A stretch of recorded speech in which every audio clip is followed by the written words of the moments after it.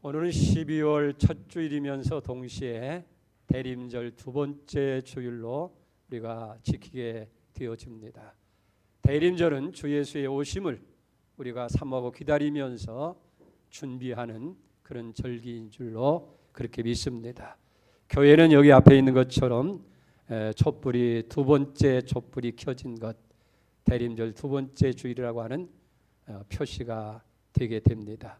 이 네 개가 다 켜지면 이제 그 주간에 성탄절이 되어지고 아기 예수로 오신 예수님 우리가 축하하는 그런 절기가 되게 될 줄 믿습니다.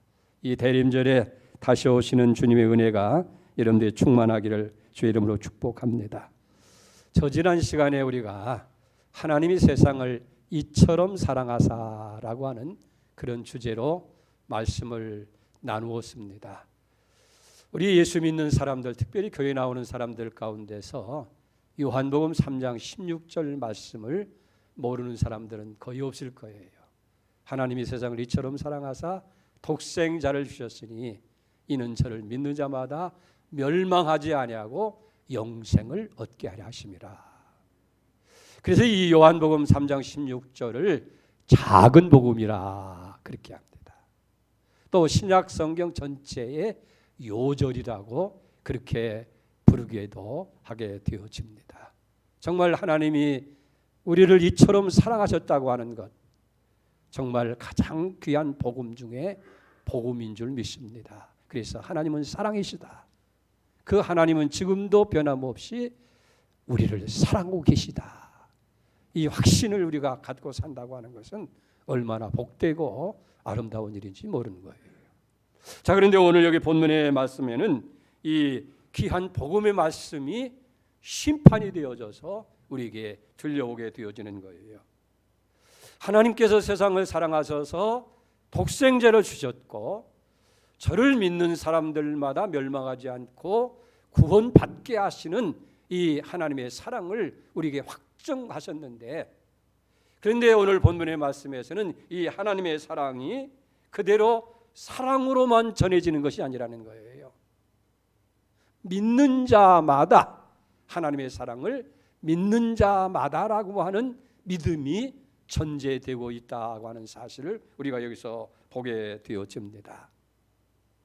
마치 태평양 바다 위에 병이 하나 떠 있다고 생각합시다. 그런데 그 병이 100년, 1000년이 떠 있다 할지라도 그 마개를 열지 아니하면 바닷물이 그렇게 많아도 병 안에 물이 들어올 수 없는 것과 마찬가지라 하는 거예요. 하나님의 사랑이 아무리 크고 우리가 하나님의 사랑에 묻혀 산다 할지라도 우리 자신이 마음을 열고 그 하나님의 사랑을 받아들이지 아니한다고 한다면 그 하나님의 크신 사랑이 우리와 아무런 관계가 없다 그 말이에요. 그러니까 하나님의 그 크신 사랑을 우리가 믿음으로 받아들일 때만 그 사랑이 되는 거예요. 그 사랑을 우리가 믿음으로 받아들일 때만 사랑의 효력이 나타나게 되어진다는 거예요. 하나님이 세상을 사랑하는 그 사랑이 아무리 크고 아무리 그 크신 사랑이 우리에게 강물처럼 밀려온다 할지라도 우리가 마음을 열고 그 사랑을 받아들이지 아니한다고 한다면 하나님의 사랑이 우리에게 효력을 가져올 수가 없는 거예요. 그래서 에베소 2장 8절에 전해요. 너희가 그 은혜를 인하여 믿음으로 말미암아 구원을 얻었나니 이것이 너희에게서 난 것이 아니라 하나님의 선물이다. 십자가를 통한 하나님의 사랑이 아무리 크다 할지라도 그걸 믿음으로 받아들이지 아니하면 그 십자가를 통해서 주시는 하나님의 은혜, 그 구원의 역사가 우리에게 아무런 의미가 없어진다 하는 거예요. 그렇기 때문에 오늘 이 본문의 말씀은 먼저 16절에서 하나님이 세상을 이처럼 사랑하사 독생을 주셔서 저를 믿는 자마다 다 구원을 얻고 영생을 얻게 되어지는데, 그런데 하나님의 그 놀라운 사랑이 다른 입장에서 이제는 심판으로 여기 드러나고 있다는 거예요. 쉽게 말하면 믿는 자에게는 영생이, 그러나 그 사랑을 믿지 않는 사람에게는 영원한 형벌과 멸망이 주어질 수밖에 없다 하는 거예요. 여러분, 사랑과 심판은 아주 극적인 대조를 이루는 거예요. 사랑이라고 하는 것은 참으로 따뜻하고 달콤한 것이지만은 심판이라고 하는 것은 무서운 거예요. 차갑고 두려운 것이고 서슬이 싶어런 그런 유죄의 판결이 주어지는 그런 하나님의 법정이 될 수밖에 없다 하는 거예요. 이런 의미에서 우리가 살아가고 있는 이 세상은 하나님의 법정이라고 이야기할 수가 있게 되는 거예요. 그래서 우리가 눈으로 보이지 않지만은 이 땅 위에는 하나님의 공의가 살아 움직이는 거예요. 그리고 보이지 않는 하나님의 심판이 지금도 계속해서 내려지고 있다는 거예요. 우리가 깨닫지 못할 뿐이지 눈으로 볼 수가 없는 것뿐이지 하나님의 공의는 실현되고 있고 그 공의에 따른 하나님의 심판, 판결은 계속되고 있다 하는 거예요. 그래서 오늘 여기 본문에서 발견되는 진리는 뭐냐면 하나님의 사랑이라고 하는 것은 심판이 있는 사랑을 의미한다 그런 얘기예요. 하나님의 사랑은 심판이 있는 의로운 사랑이라는 거예요. 죄를 그대로 묵인한다거나 적당히 넘어가는 사랑이 아니라는 거예요. 우리는 그저 자식을 사랑할 때 이래도 흥 저래도 흥 그렇게 하는 것이 사랑인 것처럼 생각하지만은 진정한 사랑은 뭐예요? 공의가 살아있는, 잘못했을 때는 채찍을 들어서라도 바로잡아가는 것, 그것이 진정한 사랑이라 하는 거예요. 그것이 바로 뭐냐면 예수의 십자가예요. 여러분, 십자가는 뭡니까? 우리 믿는 자에게서는 하나님의 사랑이에요. 내가 너희들을 이처럼 사랑한다. 너희 죄를 해결하기 위해서 내가 생명까지 버린다. 내 목숨을 다해드리고 사랑한다 하는 그런 증표인 동시에 하나님의 그 사랑은 뭡니까? 공의, 심판이라는 거예요. 죄는 반드시 이와 같은 형벌이 있을 수밖에 없다. 이게 예수의 십자가를 통해서 하나님의 사랑은 공의의 사랑이고 하나님의 사랑은 의로운 사랑이고 하나님의 사랑은 그대로 잘못된 거 다 눈 감아주는 사랑이 아니라 바른 것을 바르게 만드는 사랑이다 하는 거예요. 그러니까 예수님의 지신 십자가는 바로 하나님의 공의를 말하는 심판이 되어지는 거예요. 자, 그러면 중요한 것은 누구에게 이런 하나님의 심판이 주어지느냐 하는 거예요. 다른 말로 표현하면 심판이라고 하는 것은 하나님의 진노의 사랑이다, 그렇게 이야기할 수 있어요. 잘못하면 무서운 그런 혼을 내고 때려서라도 바로잡아가는 그런 사랑을 의미하는 거예요. 자, 17절에 한번 보십시다. 하나님이 그 아들을 세상에 보내신 것은 세상을 심판하려 하심이 아니요. 이건 하나님의 본심입니다.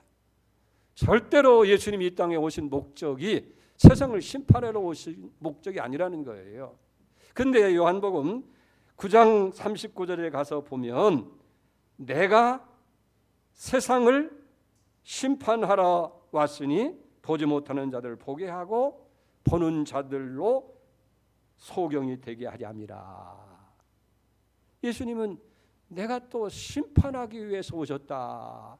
그러면 두 말씀이 이게 중첩되어요. 여기 3장 17절에서는 심판하러 오지 않았다고 하셨는데 9장 37절에 가서는 내가 세상을 심판하러 왔다.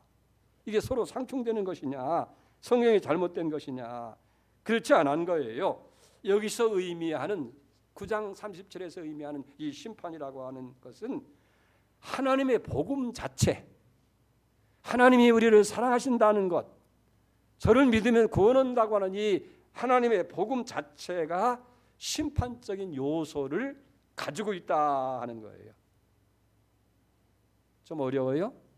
다시 말하면 하나님의 이 복음을 받아들이는 사람에게는 모든 죄에서 다 용서를 받게 되어지고 우리가 하나님의 은혜의 보좌 앞에 나갈 수 있게 하는 것이고 영생 천국이 주어지는 그런 축복이 되지만 하나님의 이 복음은 복된 소식이에요. 그런데도 이 복된 복음이 믿지 아니하고 받아들이지 아니하는 자에게는 지금까지 지은 모든 죄가 그것이 심판으로 나타난다고 말이에요. 그것이 저주가 되어서 무서운 형벌, 지옥을 면할 수밖에 없게 되어진다 하는 거예요. 그래서 이 복음 속에는 심판의 요소가 되어 있다 하는 거예요. 예수님을 세상에 보내셨다고 하는 것은 하나님의 구체적인 사랑을 우리에게 보여주시는 거예요. 그래서 하나님의 세상을 이처럼 사랑하셨다. 이처럼이라는 것이 뭐예요? 하나님의 사랑은 독생자도 아끼지 아니하시고 보내주셨다는 사랑이요, 그 아들을 우리를 위해서 십자가에서 죽이시기까지 사랑하셨다는 그 사랑이에요. 이 구체적으로 표현된 거예요. 결과는 뭐예요? 왜 세상에 예수님을 보내셨고 왜 십자가에서 죽임을 당하도록 무서운 형벌을 가했어요? 결과는 다른 게 아니에요. 우리가 하나도 멸망하지 않고 다 구원받고 영생 얻고 천국을 얻게 하시기 위해서 그렇게 하신 거예요. 그게 이처럼 사랑하셨다고 하는 표현인 줄로 믿습니다. 그렇기 때문에 여기서 우리가 다시 한번 생각할 문제가 있어요. 과연 그렇다고 한다면 우리가 예수를 믿음으로써 이 복음을 받아들임으로써 받아야 할 복이 무엇이냐 하는 거예요. 정말 우리가 소원하는 복이 무엇이 되어야 되고 우리가 정말 교회에 나오는 참된 목적을 어디에 두어야 되느냐는 얘기예요. 우리는 소극적으로 얘기하면 뭐요? 기도의 응답을 받고 우리가 소원하는 것들이 다 이루어지고 병 고침을 받고 문제가 해결되어지고 하는 그런 것들도 가지고 있겠지만은, 그러나 우리가 복을 받는다든지 무슨 소원이 성취된다든지 문제가 해결된다든지 우리가 살아가는 데 있어서 이루어지는 그런 소소한 문제가 진정한 교회에 나오는 그런 궁극적인 목적이 아니라는 거예요. 가장 중요한 궁극적인 목적이 뭐예요? 우리가 구원받는 거예요. 영생을 얻는 거예요. 그래서 영원한 천국을 우리의 것으로 만드는 것이 궁극적인 목적이라는 거예요. 다시 말하면 우리는 하나님 앞에 범죄함으로 말미암아서 무서운 하나님의 심판을 받을 수밖에 없는데, 그 무서운 심판에서 벗어나서 우리가 그 모든 죄 용서를 받고 우리 모두가 다 하나님의 은혜 안에 나갈 수 있는 그 목적이 교회에 나오는 진정한 목적이라고 말해요. 여러분, 우리가 이것을 아셔야 돼요. 정말로 우리가 이 영생의 문제, 이 구원의 문제가 다 해결되어지면 기타의 문제는 자동적으로 다 해결되게끔 되어져 있는 거예요. 또 나의 욕망이 다 이루어지지 않는다고 하더라도 내가 하나님 앞에 진실로 의롭다 하심을 얻을 수만 있다고 한다면 우리는 더 이상 바랄 것이 없게 된다는 거예요. 우리가 정말 예수 그리스도의 십자가를 통해서 하나님의 사랑을 깨달으면 모든 것이 다 하나님의 사랑으로 보이는 거예요. 하나님이 세상을 이렇게 사랑하셨구나, 세상이 사랑스러워 보이게 되고, 우리 주변에 있는 하나님께서 사람들을 이렇게 사랑하셨구나, 사람들이 다 사랑스러워 보이게 되는 것이고, 내 자신이 부끄럽고 보잘것없고 내가 용서할 수 없는 그런 존재랄지라도 하나님이 나를 이렇게 사랑하셨다, 그 하나님의 사랑 안에서 보는 게 다 소화가 되는 거예요. 그러니까 내가 무슨 고난이 오고 실패가 오고 질병이 오고 여러 가지 고난과 어려움이 온다 할지라도 하나님이 나를 사랑하셔서 고난도 주시고 때로는 실패도 주시고 어려움도 주시고, 이건 하나님의 본심이 아니다. 하나님은 나를 사랑하신다. 그렇기 때문에 하나님 앞에 우리가 의롭다함을 얻을 수 있다고 한다면, 하나님 안에서 진정한 우리가 구원의 문제가 해결되어진다고 한다면 모든 것이 다 하나님의 사랑 안에서 소화되고 해결되어지는 거예요. 왜? 하나님은 외아들도 아끼지 않고 내주시기까지 사랑하셨는데, 내가 오늘 지금 당하는 이 어려움이나 이 부끄러운 일이나 이 문제들 속에도 하나님이 사랑하시기 때문에 이런 일들이 이렇게 이루어지구나, 결과적으로는 다 합력해서 선이 되고 유익이 될 것이다, 그 믿음이 생기게 되어지는 거예요. 적어도 우리의 신앙이, 우리의 인생관이 바로 여기에 이르러야 될 줄로 그렇게 믿습니다. 자, 그러면 오늘 하나님의 사랑, 이 복음이 심판의 요소를 지녔다고 그랬는데, 그러면 하나님의 심판은 뭐냐? 하나님의 심판의 기준은 어디 있느냐는 거예요. 무엇을 심판합니까? 심판의 기준은 바로 죄인 줄 믿습니다. 죄라고 하는 건 한마디로 얘기해서 하나님의 법을 어긴 거예요.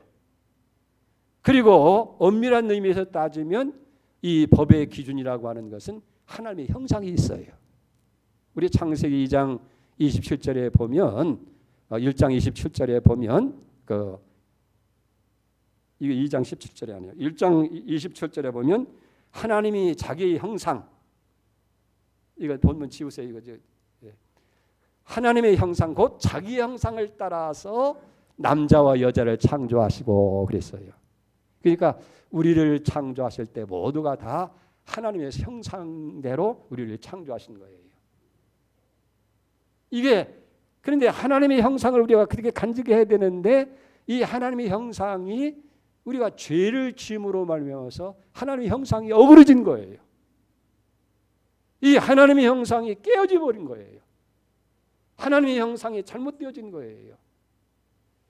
그래서 결국 그것은 죄라고 하는 것은 하나님의 형상을 잃어버린 여기에 있게 되어집니다. 그래서 하나님께서 우리에게 다시금 하나님의 법의 기준을 주었는데, 심판의 기준이 그게 뭐냐면 십계명이에요. 그래서 십계명이라고 하는 것은 이제 문자로서 하나님께서 이렇게 기준을 주었는데, 그 십계명 이전에 벌써 우리에게 하나님께서 법의 기준이 준 게 뭐냐면 그게 하나님의 형상이라는 거예요. 그 하나님의 형상들이 죄로 인해서 우리가 잊어버리고 잃어버리고 어그러지고 이게 잘못되어진 거예요. 그러니까 심판을 받게 되는 근본적인 이유가 어디 있겠어요? 하나님의 법을, 하나님의 기준을 떠났기 때문이에요. 그래서 죄라고 하는 것은 헬라 말로 하말티아라는 게 벗어난 거예요. 하나님의 그 기준에서 벗어난 것이 죄예요. 앞서 말했듯이 그래서 심판의 기준은 죄이고, 그 죄라고 하는 것은 어디서부터 출발했느냐 하면 믿지 않는 것, 불신앙으로부터 온 거예요. 다시 얘기합니다. 심판의 기준은 죄고, 죄는 하나님의 법을 벗어난 것인데, 그러면 이 죄가 어디서 왔느냐고 하면 불신앙, 하나님을 믿지 않는 데서 오는 거예요. 그러면 어디로 들어가야 돼요? 창세기 2장으로 들어가야 돼요. 자, 창세기 2장 17절에 보세요.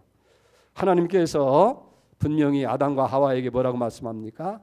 선악을 알게 하는 나무 열매를 먹지 말라. 내가 먹는 날에는 반드시 죽으리라 하셨느니라.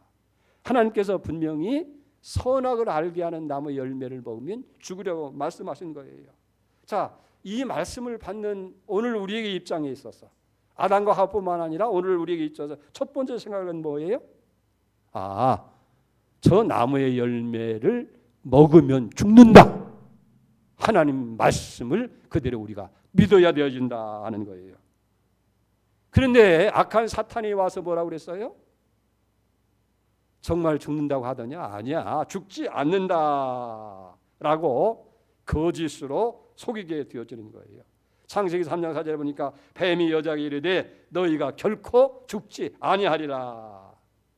자, 그러면 아담의 입장에서, 오늘 우리 입장에서 어떻게 돼요? 죽는다고 하는 하나님의 말씀을 그대로 믿어야 되는데, 그 하나님의 말씀을 믿지 아니하고 죽지 않는다고 하는 사탄의 말을 믿고서 선악을 알게 하는 나무의 열매를 먹게 되어졌다 하는 거예요. 결국은 죄의 문제는 어디서 왔어요? 믿음의 문제, 하나님 말씀을 믿지 않는 불신앙에서 왔다 하는 거예요. 그리고 그럼 왜 믿지 않느냐, 믿지 않았느냐, 이 두 번째 이유는 하나님의 사랑에 대해서 의심하는 거예요. 우리 창세기 3장의 말씀을 계속 읽어보면요, 악한 뱀이 와서 또 옵니다. 정말 하나님께서 이 동산 안에 있는 모든 나무의 열매를 먹지 말라고 하더냐라고 그렇게 해요. 이 사탄이 아주 교묘해요. 먹지 말라는 데 표현한 것이 아니라 모든 것이라는 말에 표현해요. 모든 것을 먹지 말라고 하더냐라고 그렇게 얘기하니까 자기도 모르게 이 아담과 하와의 마음속에 하나님의 사랑이 의심되게 됐어요. 아니 정말 하나님께서 사랑하신다고 한다면 모든 걸 다 먹게 하셔야지 왜 구태여 선악을 알게 하는 나무의 열매를 먹지 못하게 하셨느냐. 이상하다. 하나님의 사랑에 대해서 의심하기 시작하는 거예요. 중요한 건 이거예요. 먹는 날에는 정령 죽는다고 하는 먹지 말라고 해서는 먹지 않는 것 그것이 믿음인데 그렇지 아니하고 뱀이 너희가 그걸 먹는 날에는 죽지 않을 뿐만 아니라 네 눈이 밝아져서 하나님과 같이 되어진다 라고 하는 이 사탄의 말을 더 믿게 된 거예요. 그리고 뱀의 말을 믿기 시작하면서부터 자신도 모르게 하와의 마음속에 의심이 생긴 거예요. 하나님이 정말 나를 사랑하는가? 저 말이 정말 나를 위해서 한 말인가? 그러다 보니까 사탄이 속이는 대로 죽지 않는다. 먹으면 눈이 밝아진다. 네가 하나님과 같이 될 것을 하나님이 염려해서 못 먹게 한 거야. 먹어도 괜찮아. 그러니까 보함직도 하고 지혜롭게 할 만큼 탐스럽게도 하고 먹음직도 하게 생기고 그렇게 보이니까 결국 그걸 선악을 알게 하는 나무 열매를 먹은 거예요. 자, 다시 정리해 봅시다. 지혜라고 하는 것은 뭐예요? 불신앙에서 왔다겠죠. 믿지 않는 데서 온 거예요. 첫째는 뭐예요? 먹으면 죽는다고 하는 하나님의 말씀을 믿지 않은 것이고 두 번째는 하나님의 사랑을 믿지를 못한 거예요. 하나님께서 동산의 모든 걸 다 누릴 수 있도록 주신 그 하나님의 사랑을 의심하는 믿지 않은 데서부터 죄 문제가 있다는 거예요. 그렇기 때문에 이 심판의 기준은 뭐냐면 믿었느냐 안 믿었느냐. 이게 심판의 기준이 된다는 거예요. 사랑하는 여러분, 먹는 날에는 정녕 죽는다고 하는 분명히 죄의 삭은 사망이라고 하는 그 말씀을 여러분 믿습니까? 아멘이에요. 우리는 거기는 쉽게 동의합니다만 그러면 우리는 믿는다고 한다면 우리는 어떻게 살아야 돼요? 야, 죄는 사망이야. 죄는 결국은 죽음이야. 멸망이야. 죄를 무서워하고 두려워하고 죄를 멀리해야 할 거 아니겠어요? 정말 죄가 사망이라고 하는 것, 죄가 죽음이라고 멸망이라는 것을 우리가 확실히 믿는다고 한다면 죄를 두려워해야 되죠. 가까이 하지 말아야 되죠. 멀어야 되지 않겠느냐는 거예요. 그런데 우리는 죄를 대수롭지 않게 생각을 하고 죄를 즐기고 가까이 한다고 한다면 이게 바로 죄의 삭은 사망이라고 하는 하나님 말씀을 믿지 않는 그것이고 그 불신앙이 결국은 심판으로 오게 된다 하는 거예요. 자, 민수기 21장 4절 9절 말씀에도 지난 시간에도 우리가 나눴습니다만은 이스라엘 백성들이 광야 생활하는 게 너무 힘들고 지치니까 하나님께 불평한 거예요. 왜 가까운 길을 놔두고 이렇게 먼 길로 가게 하느냐? 매일 만나만 주고 왜 이런 며칠하기로만 먹게 하느냐? 또 며칠이면 갈 수 있는 길을 왜 이렇게 오랫동안 이 광야에 헤매게 만드느냐?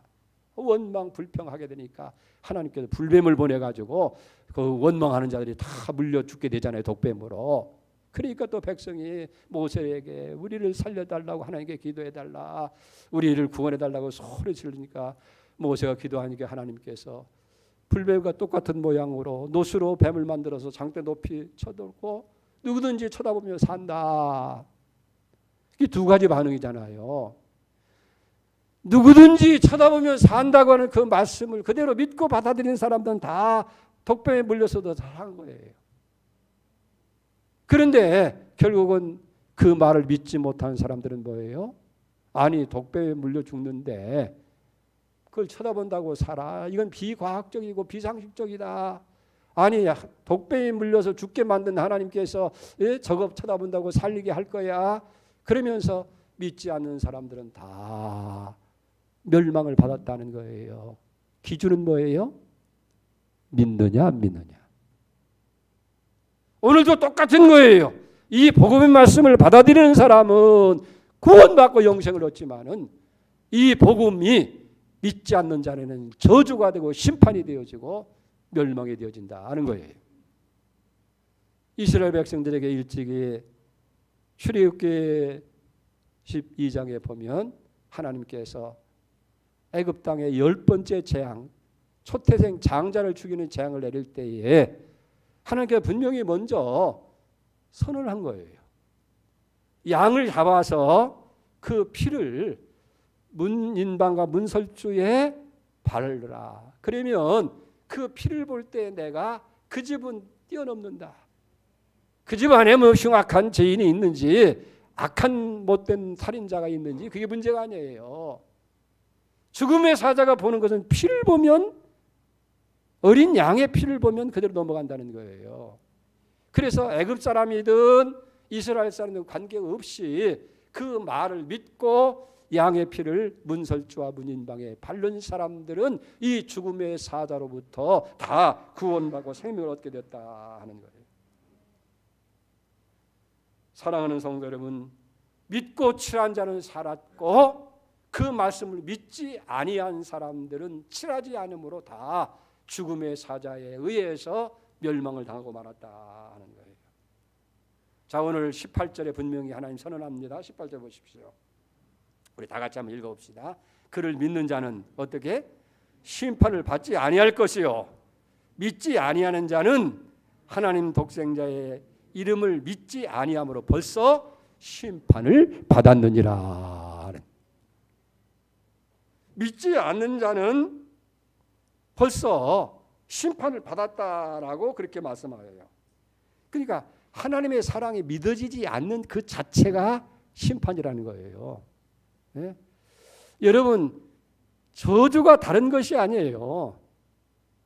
하나님의 사랑이 하나님의 사랑으로 믿어지지 않는 것, 하나님의 사랑을 사랑으로 깨달을 수 없는 그 자체가 벌써 이제 화인받은 심령이고 그것이 버려진 사람이고 그것이 벌써 심판을 받은 사람이라 하는 거예요.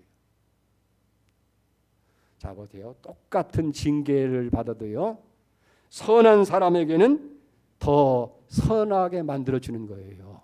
아, 내가 잘못됐구나 깨닫고 그 채찍에 의해서 더 경건하게 되고 더 바른 사람이 되는가 하면, 악한 못된 사람은 매를 맞으면 맞을수록 더 강팍해지고 더 악해지는 것과 같은 거예요.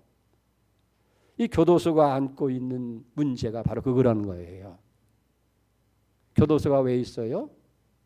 악한 사람에게 형벌을 가함으로 인해서 인생을 잘못을 돌아보고 깨우쳐서 바른 사람 되게 하기 위해서, 그래서 교도라는 거예요. 그래서 가르쳐서 바른 도리를 가르쳐서 바르게 만들려고 하는데, 이 악한 사람은 교도소를 나와서 더 악해지는 거예요. 더 아주 사기꾼은 더 큰 사기꾼이 되고 도둑놈은 더 큰 도둑놈이 되어줄 수밖에 없다는 거예요. 무서운 범죄를 이런 걸 가리켜서 심판이라 얘기합니다. 자, 하나님이 세상을 사랑하셔서 독생자를 주셨어요. 그러나 심판을 받아야 할 사람은 이미 계속해서 심판을 받고 있다는 거예요. 하나님의 사랑을 축복과 은혜로 받지 아니하고 그것을 악한 기회로 악용하기 때문이라 그런 거예요. 하나님은 우리를 사랑하시지만은 사람이 받지 아니하고 믿지 아니함으로 이미 심판을 받게 되고 저주를 받게 됐다 하는 거예요. 자, 그래서 어떤 결과를 나타나느냐? 19절을 보세요. 그 정죄는 이것이니 곧 빛이 세상에 왔을 때 사람들이 자기 행위가 악함으로 빛보다 어둠을 더 사랑한 것이니라. 그러니까 이미 심판을 믿지 않는 사람들은 어떻게 하냐? 빛보다도 악을 더 사랑할 수밖에 없다는 거예요. 내 마음속에 미움이 있는데 어떻게 사랑하는 사람 앞에 나설 수가 있겠어요? 내 마음속에 죄를 가득 채우고 있는데 어떻게 의를 만날 수가 있게 됐느냐 하는 얘기예요. 그래서 악한 사람은 더 어둠을 사랑할 수밖에 없다 하는 거예요. 여러분, 빛으로 나오는 것, 정리는 이것이니 곧 빛이 세상에 왔을 때, 빛이 누구예요? 생명이신 구원이신 예수가 빛이잖아요. 그렇다고 한다면 정말 우리가 빛으로 나온다는 건 뭐예요? 우리 죄를 다 회개하고 그 빛을 받아들이는 것이에요. 이게 회개입니다. 빛으로 나온다고 하는 것은 진실이에요. 진실. 용기가 필요한 거예요. 그렇기 때문에 많은 사람들이 죄 가운데 있고 어둠 속에 있고 어둠을 더 사랑하니까 빛을 미워하고 빛으로 나오지 않는다 하는 거예요. 자, 내가 빛 가운데 있는지 아니 있는지 진단하는 것이 있어요. 그게 뭐냐면 내가 정말 우리 스스로를 돌아보면서 나는 진실하고 거룩하고 깨끗한 사람들과 사귀는 것을 더 좋아하는지, 아니면 조금은 불의 가운데 사는 사람들이 더 좋고 그런 사람들과 만나는 것이 내가 편한지 한번 판단해 보세요. 내 주변을 돌아보면 알아요. 내 주변에 어떤 사람들이 모이냐. 늘 모여서 기도하고 찬양하고 감사하고 어려운 때 배려하고 이런 그런 사람들인지, 아니면 뭔지 모르게 그저 모여서 불평이나 하고 또 악한 일이나 하고 죄 짓는 걸 좋아하고 그런 사람들과 같이 있는 것이 편하게 느껴져요. 우리 믿는 사람은 그런 사람 불편하죠. 당연히 불편해야 할 거 아니겠어요? 벌써 영적으로 만나보면 머리가 아파요. 답답해요. 그러나 뭔지 모르게 의 가운데 거하고 말씀 안에 빛 가운데 가면 마음이 편안하게 되어지고 그렇게 되고 뭔지 모르게 감사가 세워오고 그런 거 아니겠어요? 그러니까 언제든지 우리는 진실하고 거룩하고 바른 사람들과 더 가까이 하는 것이 중요해요. 그것이 바로 우리가 빛으로 나오는 거예요. 사랑하는 성도 여러분, 이제 우리 자신들을 결단해 보십시다. 아무리 우리가 죄로 인해서 우리 마음이 어둡다 할지라도, 그래서 빛이 두렵다 할지라도, 그래서 부끄럽다 할지라도 빛으로 나와야 되는 거예요. 빛 대신 사랑을 받아들이는 자가 되어야 된다는 거예요. 그게 바로 믿는 자고 그리스도인이라는 거예요. 우리는 누가복음 15장에서 탕자의 비유를 알잖아요. 탕자가 아버지를 떠났을 때에 그 앞에 나온 것은 뭐예요? 기근입니다. 굶주립니다. 그러니까 어느 날 탕자가 있잖아요. 내가 여기서 줄이 죽는구나. 내 아버지 집에는 풍족한 품꾼이 얼마나 많으냐. 그러면서 내가 아버지 집에 돌아가자. 아버지의 사랑을 그리워서 돌아오는 거예요. 그러면서 아버지 앞에 도착하자 뭐라고 고백합니까? 아버지, 나는 하늘과 아버지께 죄를 지었기 때문에 아들로 인정받을 수가 없습니다. 부끄러운 거예요. 다만 품꾼의 하나로 써주십시오. 그렇게 얘기할 때 아버지는 뭐라고 합니까? 아니다. 너는 죽었다가 다시 산 아들이고 너는 잃어버렸다가 내가 다시 찾은 아들이다. 하인들에게 좋은 옷을 갖다가 옷을 입히게 하고 가락지를 끼우게 하고 송아지를 잡게 하고 잔치를 벌이면서 그 거지가 되어진 아들을 환영하는 거 아닙니까? 그래요. 내가 지금까지 살아온 것이 부끄럽고 내가 지금 하고 있는 모든 것들이 다 하나님 앞에서 감히 용서받을 수 없는 것처럼 하나님의 아들로 감히 일컬음 받지 감당치 못하는 그런 부끄러움이 우리에게 있다 할지라도 우리는 하나님의 사랑 앞에 나와야 됩니다.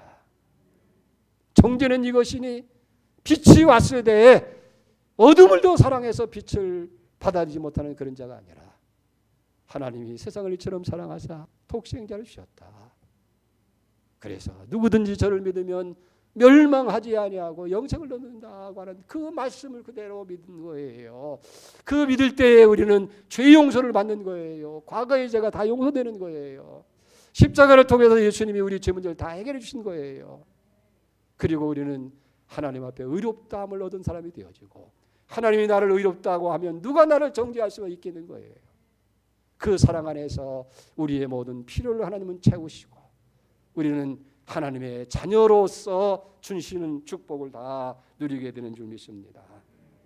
그래서 하나님의 놀라운 사랑을 믿는 자는 복과 구원이 되고 믿지 못하는 자는 그 하나님의 사랑 자체가 저주가 되고 두려움이 되고 심판이 될 수밖에 없다 하는 거예요.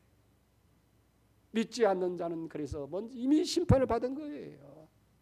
여러분, 세상에 예수 믿지 않는 사람들은요, 우리가 그렇게 생각하면 돼요. 불쌍히 여겨야 돼요. 벌써 저 사람에게 하나님의 심판이 임했구나.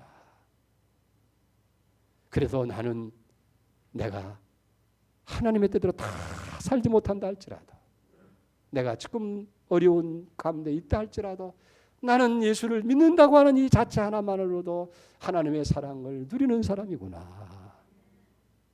이게 굉장히 중요하다는 거예요. 그렇기 때문에 늘 우리는 하나님의 심판의 기준이 믿느냐 안 믿느냐는 거예요. 믿느냐.